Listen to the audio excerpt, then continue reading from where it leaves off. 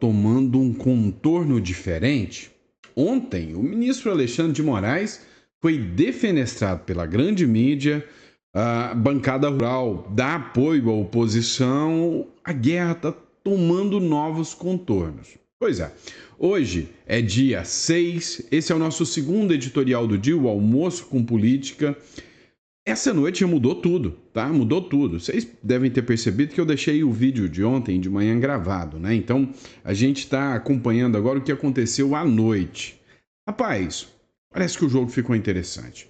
O Flávio Bolsonaro fez uma postagem dizendo que os deputados da oposição resolveram parar tudo e, literalmente, realizar aquela greve que eu tanto cobrava que eles fizessem. Sacanagem, né? Um país que não respeita a sua oposição, não respeita a democracia, desligaram as luzes. E aí eu pensei, vamos pular fora, né? O Magno Malta falou, mandaram apagar as luzes, é uma vergonha, vamos ficar sem comida, mas viraram a noite, passaram uma noite inteira, merecem, né? O meu respeito. O Davi Alcolumbre se manifestou sobre impeachment do ministro Alexandre de Moraes. É daquele jeito que você já está acostumado, né? Agora, o que eu achei interessante foi o Centrão.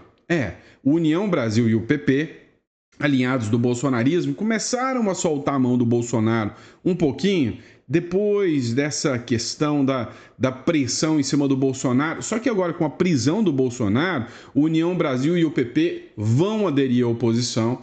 O ministro Alexandre de Moraes perde força com isso.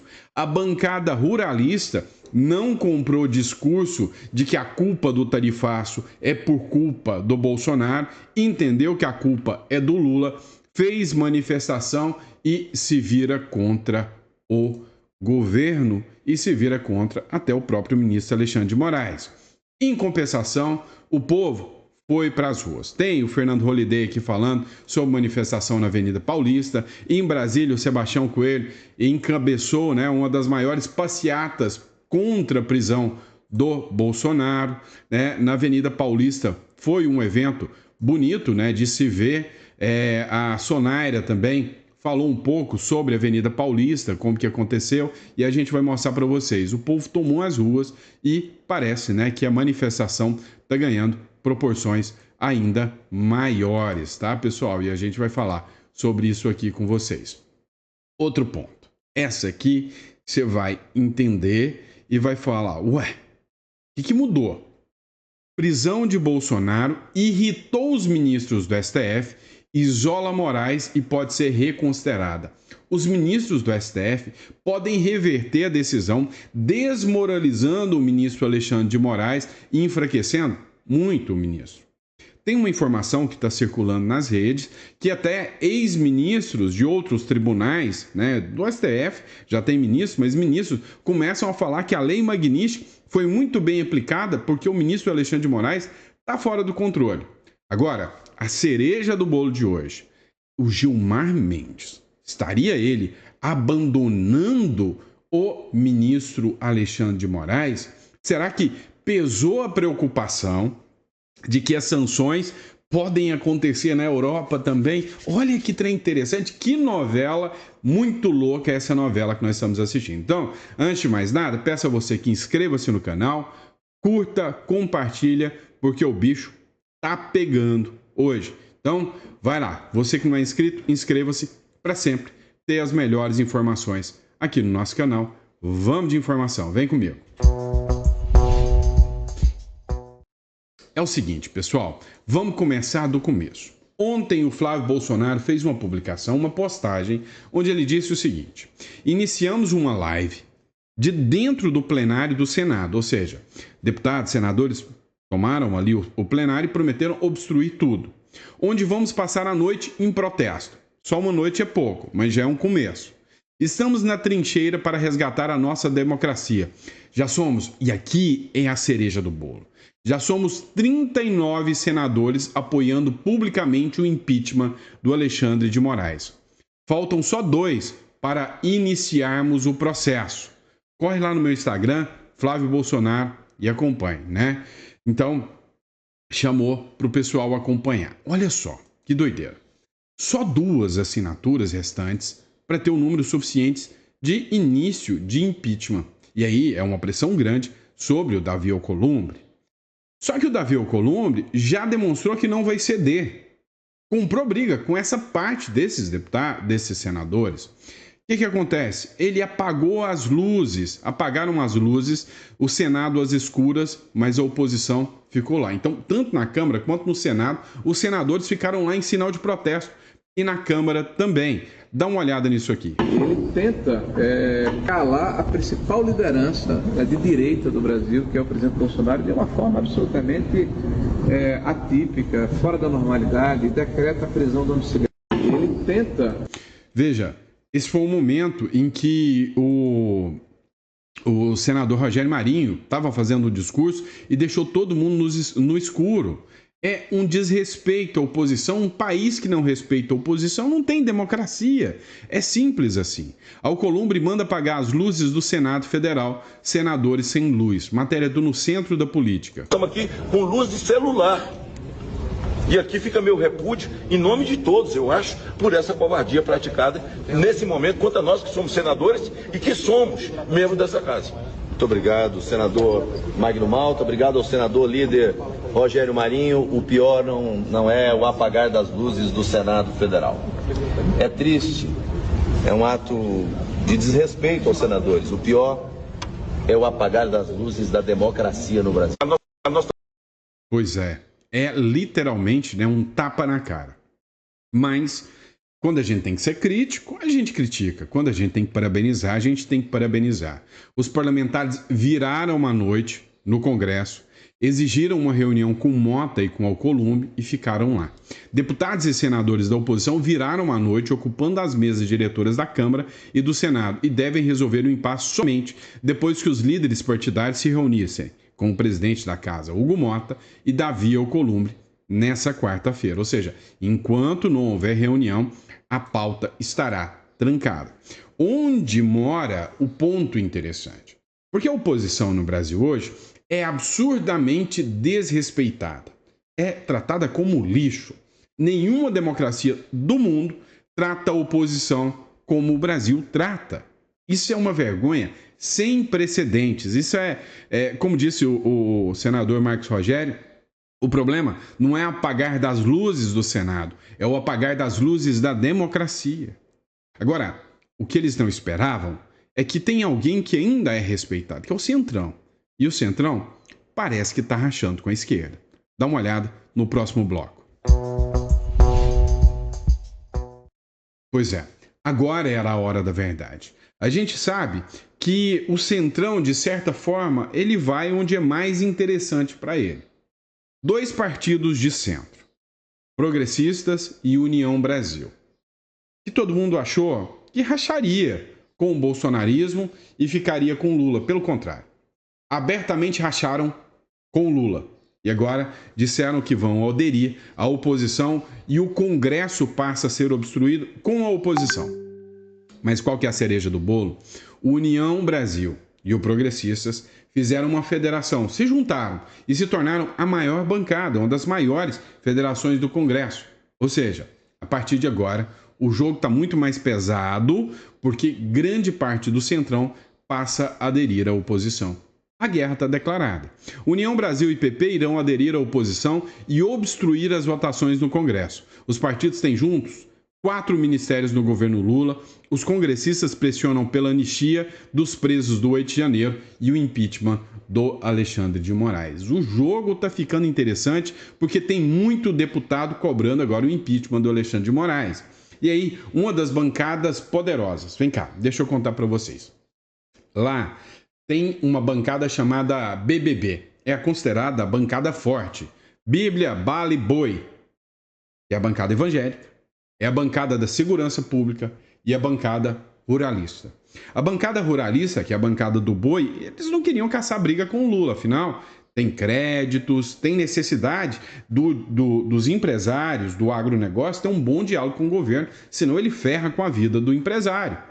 Mas ele já está ferrando mesmo assim.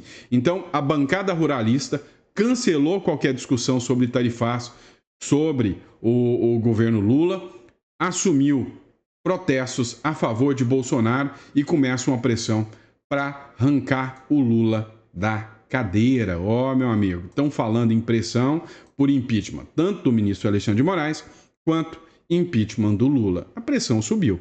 Mas e o povo, hein? Vamos falar sobre o povo? Sobre nós? Rapaz, sou fã desse cara aqui, Fernando Holliday. Ontem, na porta do MASP, começaram manifestações orgânicas, sem apoio de políticos nem nada. É o povo nas ruas e isso vai crescer. Lembra o não é por 20 centavos? Agora é pela nossa democracia. Dá uma olhada no que disse o Fernando Holliday, que disse, olha, Moraes está ficando isolado. Peraí, eu deixei sem áudio aqui, eu vou colocar de novo. Pessoal, estamos aqui agora na Avenida Paulista, 5 para 7 da noite e vamos sair em carreata rumo à Assembleia Legislativa. Se você estiver por São Paulo, próximo à Avenida Paulista, vem para cá agora, é o momento de se manifestar. Inclusive, agora há pouco, a Folha de São Paulo já disse que Moraes está isolado no STF, está sozinho. Os ministros discordam da decisão que prendeu o presidente Jair Bolsonaro. É a hora do basta, agora ou nunca. Vem para cá. Pessoal... Pois é, a manifestação ontem foi grande e não foi só no MASP, né? Tem aqui uma matéria também da Jovem Pan falando sobre isso aqui. Dá uma olhada nessa matéria. Aqui na Avenida Paulista, então, em frente ao MASP, hoje à noite, manifestantes a favor de Bolsonaro protestam após a decisão do ministro Alexandre de Moraes sobre a prisão domiciliar do ex-presidente. Aqui muitos manifestantes se reuniram embaixo da estrutura do MASP. Chove bastante aqui na Paulista, então eles ficam apenas embaixo da estrutura, mas uma motociata já começa a sair na direção da Consolação. Eles que estão em cima de um palanque ali, com alguns organizadores dizendo palavras, principalmente em relação à anistia do ex-presidente e também ao impeachment de Alexandre de Moraes. Essas são as principais faixas e as principais teses dos manifestantes. A cada vez que o semáforo fecha aqui nessa região da Paulista, manifestantes aparecem com faixas na faixa de pedestre pedindo que a quem passa por aqui buzine. Se for... Começou um buzinaço, é manifestação do povo. Agora, o pessoal não colocou a imagem por completo. A Sonaira, ela fez uma publicação, dá uma olhada. Aqui na Avenida Paulista, nós estamos nos preparando para sair aqui em carreata. A chuva não nos impedirá de dizer mais uma vez que o Brasil não aceita mais a ditadura da toga. Fora Alexandre de Moraes e fora Lula! Fora Moraes! Fora Moraes! Fora Moraes! Renuncia! Renuncia! Renuncia! Eduardo! Eduardo! Eduardo! Eduardo! Agora os canais aqui, cadê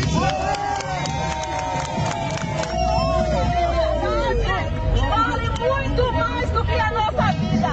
Nós não vamos retroceder. Não daremos nenhum passo atrás.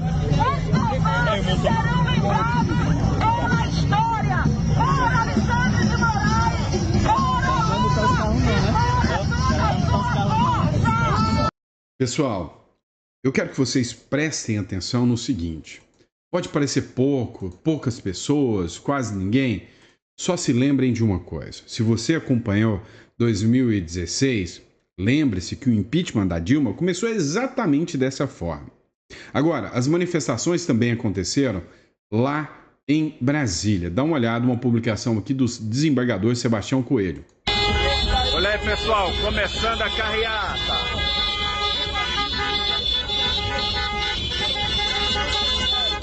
Começando a carreata. É por liberdade. Liberdade para Jair Bolsonaro, Daniel Silveira, Felipe Martins. Liberdade e anistia para todos. Povo na rua, até cair Alexandre de Moraes, até ser votada a anistia.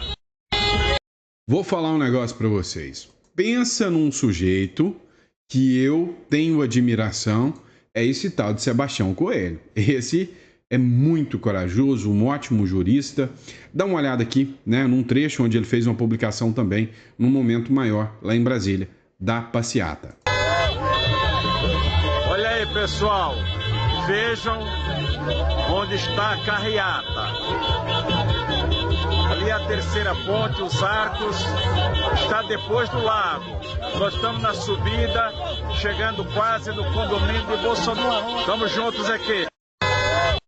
Pois é, parabéns antes de mais nada ao desembargador Sebastião Coelho pela sua coragem, pela sua perseverança, e tenha certeza de uma coisa, na história o senhor será lembrado como um grande desembargador, como um grande jurista e provavelmente como um grande senador. Pessoal, mas se achou que já estava o suficiente, já gostou o suficiente desse editorial? Calma, só estou começando. Dá uma olhada nessa matéria da Folha de São Paulo, dá uma olhada. Prisão de Bolsonaro irrita os ministros do STF, isola o Alexandre de Moraes e pode ser reconsiderada? Olha só, se os ministros do Supremo Tribunal Federal resolverem reverter a prisão do Bolsonaro, daria força ao Bolsonaro, aumentaria ainda mais a visão do mundo de que o Bolsonaro é um perseguido político e que o Alexandre de Moraes totalmente está descontrolado e não observa mais as questões legais.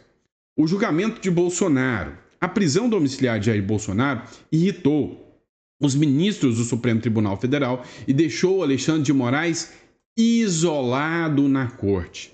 Magistrados, inclusive, que não participam do julgamento do ex-presidente na primeira turma e também alguns que a integram, consideraram que a decisão foi exagerada, desnecessária, insustentável do ponto de vista jurídico.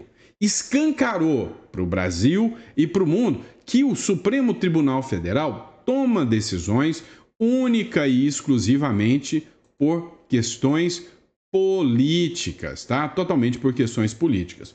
E o negócio está rachando. Juristas renomados começam a se apresentar ante, o ministro Alexandre de Moraes em confronto e dizendo, opa, ele precisa ser controlado. Dá uma olhada, por exemplo, a eminente ministra do STJ, Eliane Calmon, disse, olha, não está errado a aplicação da Lei Magnitsky contra o Alexandre de Moraes, não. Ele está descontrolado. A ex-ministra do Superior Tribunal de Justiça e ex-corregedora do próprio CNJ, que é o Conselho Nacional de Justiça, que pune juízes, ela aprovou a aplicação da Lei Magnitsky contra o ministro Alexandre de Moraes. Para ela, o relator das ações do 8 de janeiro cometeu irregularidades claras nas investigações de condução que envolvem o ex-presidente Jair Bolsonaro e ao impor restrições a empresas de tecnologia americana, sem seguir os trâmites legais. Nessa entrevista exclusiva que aconteceu ao Política Livre, concedida na última sexta-feira, ela fez críticas severas ao STF como um todo, que, na sua visão, atua politicamente, extrapola suas funções constitucionais e tem se fechado em torno de Alexandre de Moraes por puro corporativismo. Em momento algum, juristas tão renomados como a Eliane Calmon, ela tinha se posicionado. Um ministro que está se posicionando muito é o Marco Aurélio de Mello, que vem falando que todo esse processo que acontece é ilegal, é um processo arbitrário, é um processo autoritário. Agora, e alguns ministros aliados, defensores e que sempre estiveram alinhados ao Alexandre de Moraes, será que algum dia vai soltar a mão do Alexandre de Moraes? Como, por exemplo, o Gilmar Mendes?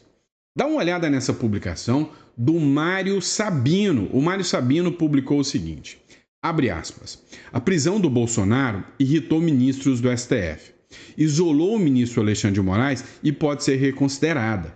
O Gilmar Mendes, também conhecido como Ministros, então foi ele que falou, manda um recado para Alexandre de Moraes via imprensa. Um clássico brasileiro. Ou seja, o negócio está indo num contorno mais grave. O que o Mário Sabino falou é que quando o pessoal aí da mídia fala sobre os ministros que se manifestam, é só o próprio Gilmar Mendes. E o recado de que ficou irritado é o Gilmar Mendes. O Vinícius Carrion, que fez essa publicação, escreveu o seguinte, o Gilmar Mendes abandonando o Moraes? É medo da Lei Magnitsky. É o que ficou conhecido como o efeito Magnitsky. Mas não parou por aí. Ontem a imprensa estava malvadona. Ontem a imprensa queria descascar o ministro Alexandre de Moraes. Novo contorno está se virando aí em relação ao Alexandre de Moraes. Veja, há poucos dias atrás era impensável uma matéria como essa, mas CNN.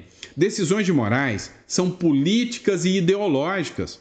É o que afirmam especialistas. Especialista em direito constitucional aponta que decisão do magistrado apresenta dificuldade de interpretação, gera insegurança jurídica e institucional. Pois é, a imprensa tirou o dia para detonar o Alexandre de Moraes. Atrasaram, descobriram isso só hoje. Mas assim, leva a crer abertamente sobre o critério, o conhecimento jurídico necessário do ministro Alexandre de Moraes e a própria sanidade de tudo isso. Ou seja, parece que começaram a rifar o ministro do Supremo, Alexandre de Moraes. Rifaram de certa maneira, que pegaram o STF, deram um bagudeixo aqui, um saculejo e soltaram só bomba ontem.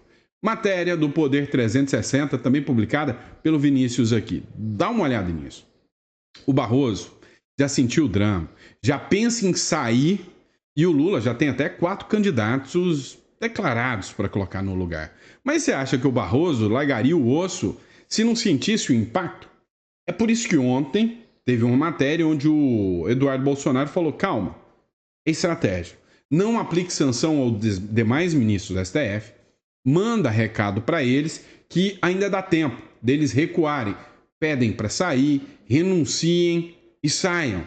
Pois é, o Barroso já está declarando que prefere ser, sei lá, um embaixador lá em algum país da Europa do que continuar como ministro do Supremo.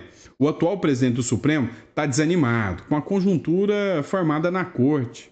Bruno Dantas, Jorge Messias, Rodrigo Pacheco e Vinícius Carvalho estão na lista de cotados para a vaga do Lula. Diga-se de passagem que o Lula não está indo muito bem, não, né? Acabou de dizer que agora ele vai ser mais socialista do que nunca. A Folha de São Paulo, até no seu periódico impresso, soltou essa bomba, né? Que a prisão do Bolsonaro está isolando o ministro Alexandre de Moraes dentro do Supremo Tribunal Federal. Então, uma delas fez 2 matérias descascando o ministro Alexandre de Moraes. Será que aquela proteção toda que eles criavam ao ministro Alexandre de Moraes e aquela história de a gente vai salvar a democracia mesmo que a gente precise destruir a democracia para isso? Parece que caiu a ficha e todo mundo percebeu que não é bem assim que a banda toca. Agora, vocês precisam lembrar também, lá fora, o Homem Laranja e os seus aliados estão de olho, todos de olho no ministro Alexandre de Moraes, e é o que a gente vai falar sobre isso agora. Dá uma olhada. Pois é, as autoridades dos Estados Unidos continuam fazendo todas as críticas ao ministro Alexandre de Moraes. Eu já disse para vocês uma coisa, o pessoal lá do STF pode ser tudo, menos bobo. Eles perceberam que lá fora tem um monte de gente, inclusive dentro dos Estados Unidos, criticando o Moraes, inclusive na Europa criticando o Moraes. Mas um ou outro resolve surgir em defesa do ministro Alexandre de Moraes. Isso é notável, né? Autoridades dos Estados Unidos criticam a ordem de Moraes sobre domiciliar de Bolsonaro. Disse o seguinte: é só uma ditadura judicial no Brasil.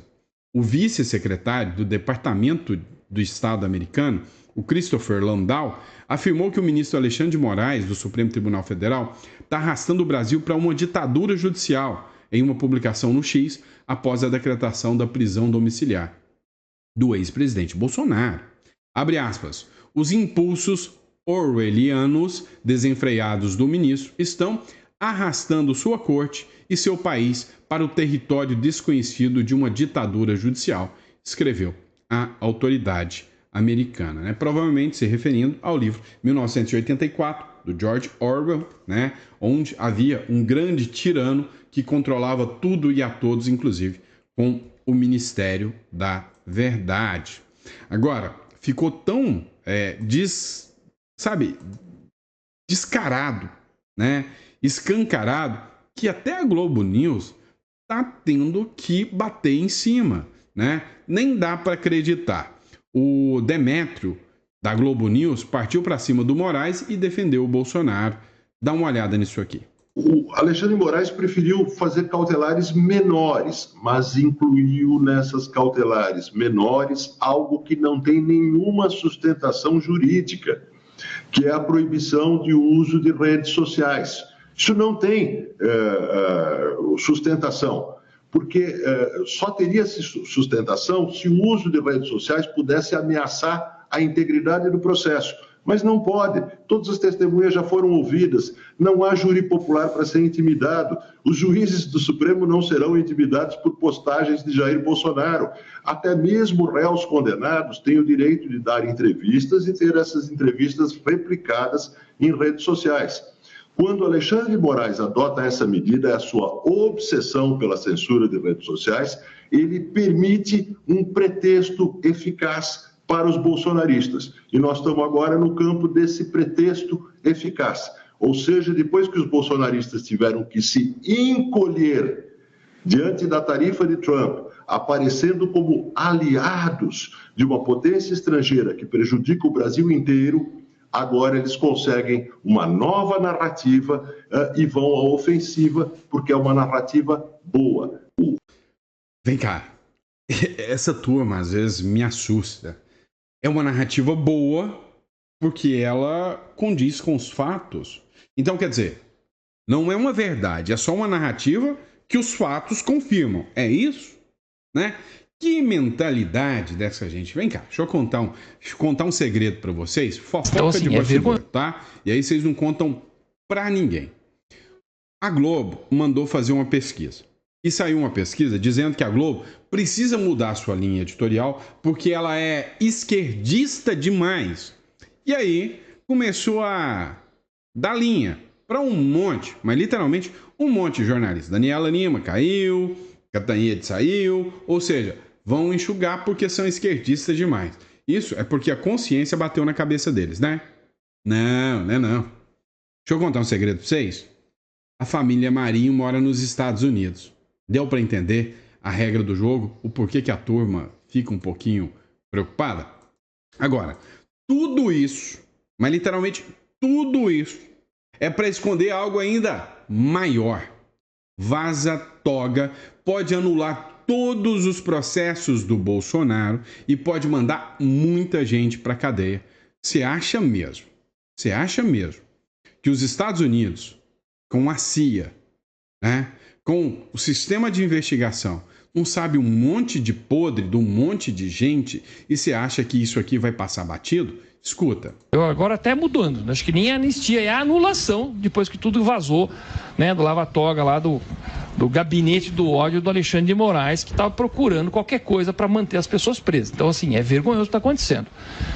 Mas não tem jeito, uma democracia, nós temos que respeitar esse movimento. 2026 está aí e todo brasileiro tem que fazer seu esforço. O que acontece? Eu, por exemplo, quando fui candidato, eu gosto de você, hein? Vou votar em você. Legal, mas não é isso. Nós temos que fazer muito mais do que isso. A gente tem que agitar, tem que chegar com os amigos, fazer as reuniões, gente, vamos fazer a coisa acontecer. Bora, Bill. Porque o Brasil é nosso, mas a gente tem que tomar posse. Eu agora até...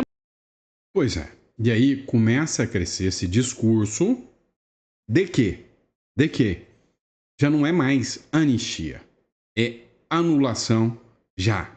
E aí, meu amigo, se não é anistia, é anulação, o bicho pega ainda mais para os ministros da Suprema Corte, porque aí o discurso já é um discurso um pouco mais pesado.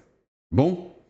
E é isso, pessoal. Espero que vocês tenham gostado, que Deus te dê uma mesa farta, repleta de bênçãos para você, para toda a sua família. Muito obrigado pela confiança, pela credibilidade em estar aqui conosco no nosso canal. E a gente volta daqui a pouquinho, às 4 horas da tarde, com o nosso chá da tarde. Só um recadinho rápido, né? Eu tenho que fazer esse recadinho. É o seguinte, por que eu estou orientando todo mundo a ter sempre um plano B? Estando ou não estando, num momento caótico como esse, eu opto muito pelo Uruguai, pela seriedade do país, pela baixa taxa de corrupção e pela segurança jurídica que o país te dá. Então, ter uma residência uruguaia te dá garantias. Vem cá, você literalmente põe a mão no fogo que o Brasil não vai enfiar a mão na cubuca hora nenhuma, não vai entrar em guerra para ajudar aliado nenhum e não vai entrar em treta? Se você põe a mão na cumbuca, tá bem. Mas imagina se você tem um filho, um neto aí, não seria melhor, caso acontecesse uma coisa dessa, enfiar seu filho dentro de um carro, atravessar por fronteira seca, mandar seu filho estudar medicina de graça num país muito mais sério do que o Brasil? Não seria mais interessante? Então, assim, se você acha que isso é interessante, ou você tem uma residência fiscal, reduzindo impostos, você vai clicar no link aqui, vai entender um pouco mais, e aí eu vou te explicar como funciona, tanto a residência fiscal, quanto também como funciona a questão da holding, da offshore. Você clica aqui e agenda já a sua consulta, tá bom? Grande abraço, fica com Deus e eu vejo vocês no próximo editorial.